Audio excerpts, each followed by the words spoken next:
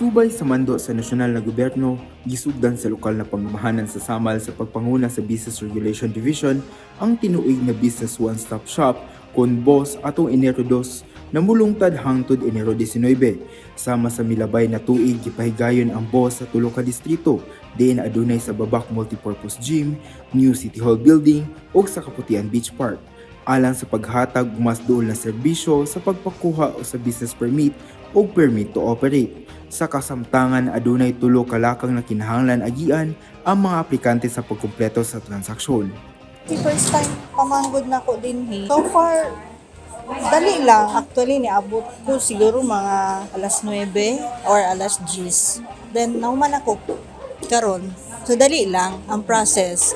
So, okay lang kay dali raman ang process. Accommodating sad kayo ang mga naka-in-charge sa Gawa sa pipila ka lakang paperless na usab ang transaksyon, pinaagi sa Electronic Business Permit and Licensing System kon EBPLS na mas napadali usab sa proseso. Wala gid ang atugon proseso dali ra murag dili laay ba.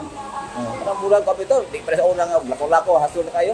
Ay ni gipaabot ta tawagon, ana ba nambiring lang si bago tuan. Kini siya gwapo man ani siya kay para sa muwa ni nga di kami maglisod bitaw.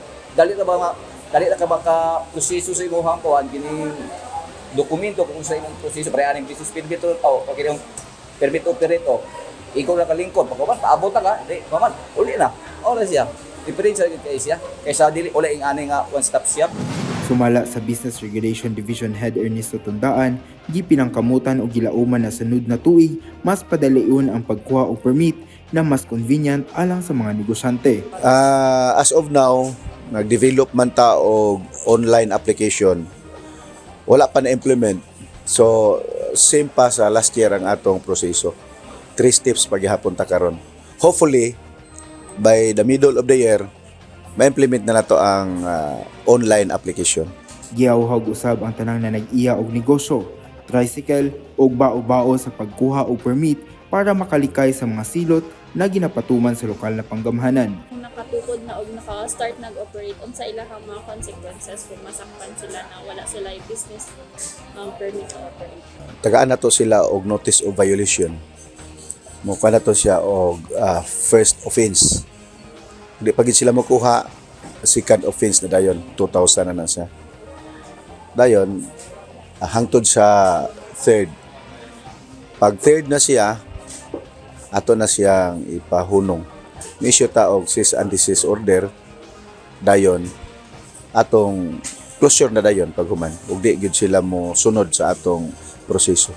Subay sa datos atong tuig 2023, adunay kapin 5,000 na business, franchise o permit to operate ang na-release sa BRD ato sa boss o gilauman na musaka pa kini karong tuig.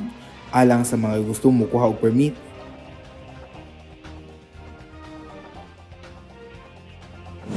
Dayon sa pagkakaroon akong giawhag nga mag-renew na sila kay basin akong nakita karon mura og hinay ang nag-anhi dinhi, gamay-gamay pa ang nag-anhi magpa-renew sa ilang business permit.